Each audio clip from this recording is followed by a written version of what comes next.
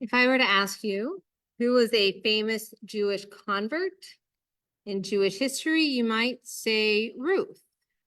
After all, who was her most famous descendant? No other than King David himself. Absolutely necessary for our existence as a people. But as I was thinking through Passover, and you're going to say, we don't do Ruth, that's Shavuos and all, of course. I was thinking and came across a midrash that I had been slightly less familiar with. It reminded me of yet another woman and another convert, and how she was so impactful on who we are. So we all kind of know the story, and this, by the way, is part of the Torah portion for Chol HaMoed Pesach, which is the golden calf narrative. And if you remember, God, Moses, confrontation, and we're not exactly sure what God is going to do as Moses is, well, arguing and God's threatening to destroy because, well, we can be known as a stiff-necked people. You may have heard that once or twice yourself. In response to Moses's request, God reveals God's self with the 13 divine attributes that we say during festivals. God passes before him and proclaims the eternal God, compassionate, gracious, slow to anger, and so forth. And most commentators really wonder, in fact, why it is that God proclaims the name of the eternal, calling out Moses and declaring the divine nature. But there's a question that really comes out and asks, what gave Moses the chutzpah to really kind of call God out? Why did Moses feel that he could even do that? And the answer in this 7th/8th century dating approximate midrash is it was his adopted mother, Pharaoh's daughter, who taught him to act with chutzpah. So Pharaoh's daughter, whom we know that she was in one way one of the heroes of the story, she saw the infant Moses and she drew Moses up out of the water, naming him after all Moses, as being the one drawn up out of the water. There's an interesting little play on the Hebrew that Moses may in fact have been a na'ar, a little teenager, crying as if he was an infant in the water, which is a little bit challenging. And so Pharaoh's daughter opens the basket, saw the child, and lo and behold, it was a bigger basket with a larger child, and she had compassion, realizing that this was in fact one of the Hebrew children. And we get this idea from there that explicitly addresses the courage and commitment that Pharaoh's daughter had. And Pharaoh's daughter's servants actually go ahead and warn her that it, incumbent upon her as a member of her father's household to abide by his, frankly, genocidal decree. But she doesn't. She has compassion. She saves Moses. She brings in Moses's sister and Moses's mom and risks her own life in doing so. So we can kind of recognize that we see this woman who is around Moses in a way not exactly acting like an Egyptian royal. She teaches him compassion, the rabbis say in this story. She teaches him justice. She teaches him bravery.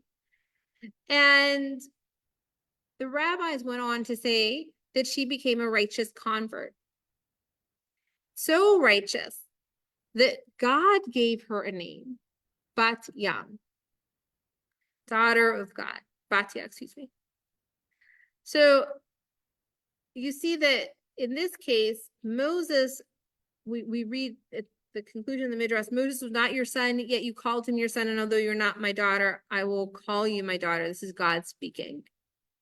And so that's exactly where the name Bat-Yah comes from, where literally she is named daughter of God. And the sages promote this idea that you can become part of the Jewish family, not based on genealogy or geography, rather on righteousness and compassionate behavior and the possibility of growth. And even more radical, if you can imagine, the idea of inclusion. So we see that for Batya, she becomes and transitions from this honored Egyptian princess into an honored member of the Jewish community, looking beyond the stiff-necked nature that, well, we can all possess sometimes. Interesting, the idea of welcoming in those on the margins and those who are converts. We see that and recognize that there are various times when the practice was more or less an accepted part of Jewish life. So in the rabbinic times, there's definite stories and Baraita about, or Midrashim, I should say, about how important it is to welcome in the convert.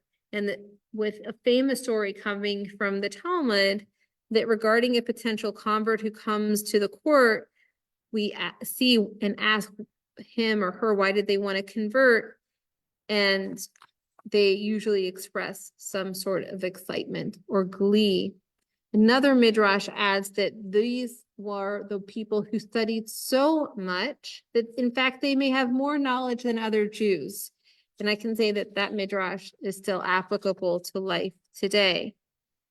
On the opposite side, the rabbis teach that if you say no to a convert, the Gemara adds that some of Haman's descendants and Sisera's descendants and the enemies of Israel were actually descendants from those who were denied the admittance into the Jewish community.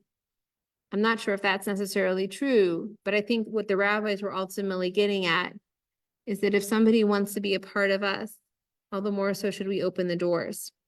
During the Middle Ages, though, the Jewish community discouraged conversion, and for good reason. The church definitely made it a capital crime, and proselytizing posed not just a threat to the convert themselves, but also to the entire community.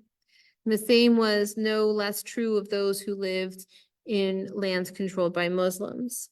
And against this historical background, our ancestors at times, we see in the Middle Ages specifically, were reluctant to accept converts. And we can understand why. Their security, of course, was high on the list. But I want to close the conversation or thought about converts and Batya just with simply the idea that there's all these midrashim where there's conversations of who was in and who was out, and how are we going to guarantee that we remain that compassionate, inclusive community. And what I think is fascinating in doing sort of a retrospective history of ideas is that was a question that we've asked for quite some time. And it's a question that I hope we still struggle with. Of how do we remain compassionate when facing difficult moments? How do we remain inclusive? How do we decide that we want to continuously open our doors even when we have doubts? May we continue to struggle just as our ancestors did. May we continue to recognize that we can and will learn amazing things from all of those around us, both in the community and those who want to be a part of the community, just as Moses learned from Batya. Shabbat Shalom.